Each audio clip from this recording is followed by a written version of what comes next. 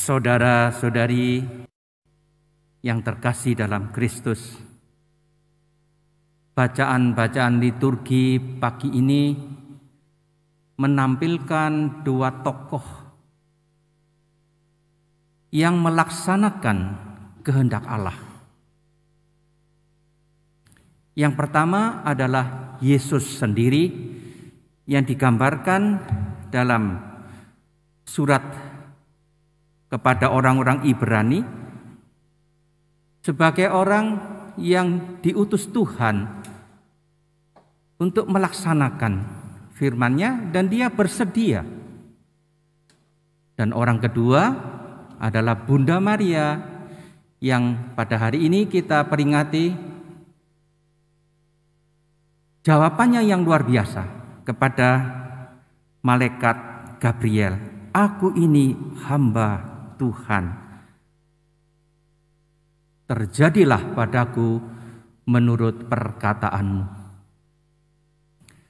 Secara singkat kita lihat satu persatu.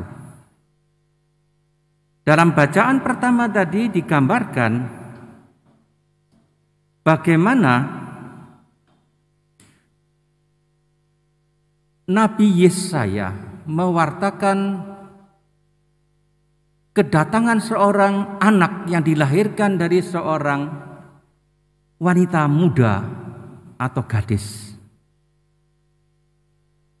Nubuat ini pasti terpenuhi pada zaman Nabi Yesaya, tetapi karena kebijaksanaan Tuhan yang luar biasa, apa yang disampaikan oleh Nabi Yesaya mengenai kelahiran anak yang dilahirkan dari seorang gadis ini terpenuhi sepenuhnya dalam diri kelahiran Yesus dari perawan Maria.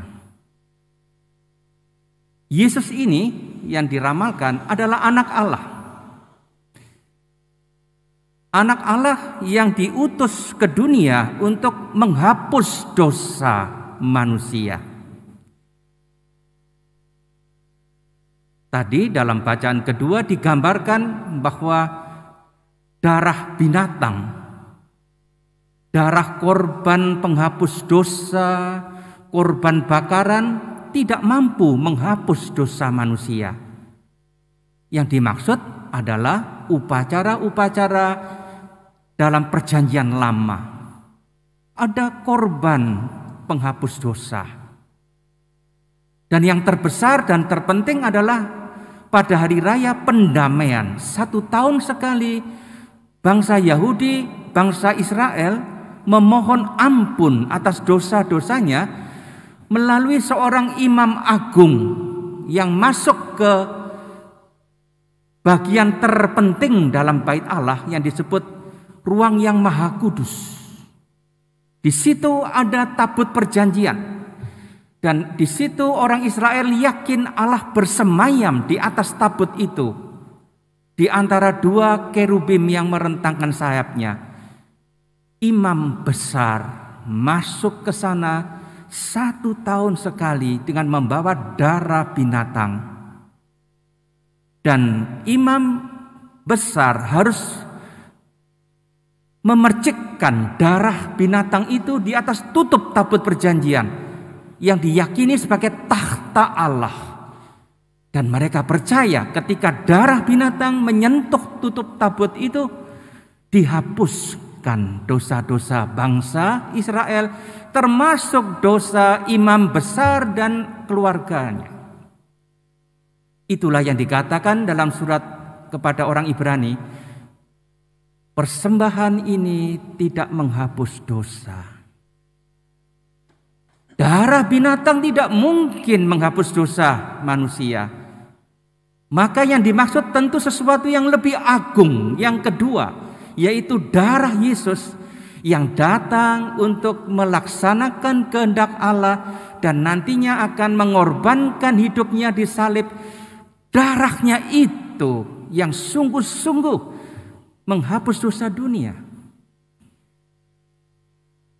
Itulah yang dikatakan dalam Mazmur dan dalam surat Ibrani tadi. Anak Allah merelakan diri untuk datang dan mengorbankan diri agar darahnya menyucikan manusia dari dosa. Tetapi untuk melaksanakan kehendak ini, Allah mengendaki kerjasama dari manusia, dan Dia memilih seorang gadis bernama Maria. Hebatnya Bunda Maria sebagai gadis yang mungkin baru berusia 13 tahun, dengan berani mengatakan kepada malaikat bahwa dia hamba Tuhan, maka dia rela menerima tugas. Dia mau melaksanakan kehendak Allah. Betapapun sulitnya, dia belum tahu apa yang akan terjadi, tapi dengan berani dia menerima tugas itu.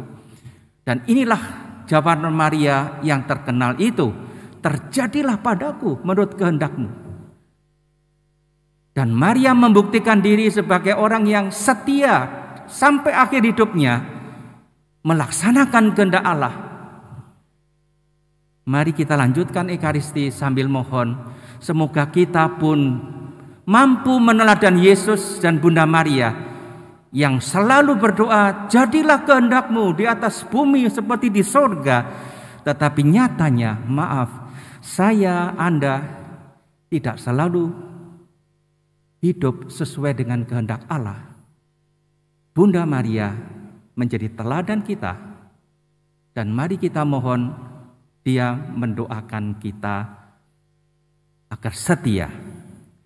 Hari ini Bapak Suci pada Hari Raya Santa Perawan Maria menerima kabar gembira, nanti sore akan berdoa bagi Rusia dan Ukraina yang dalam keadaan yang amat sulit. Paus akan mempersembahkan Rusia dan Ukraina kepada Bunda Maria dan mohon perdamaian di sana, dan juga perdamaian di seluruh dunia. Nanti sebelum berkat penutup, kita diajak berdoa bersama Paus dengan suatu doa yang beliau susun sendiri. Mari kita tidak hanya hari ini, tapi juga minggu depan dan mungkin sampai perang selesai, kita mendoakan semoga segera terjadi perdamaian di Rusia dan Ukraina. Amin.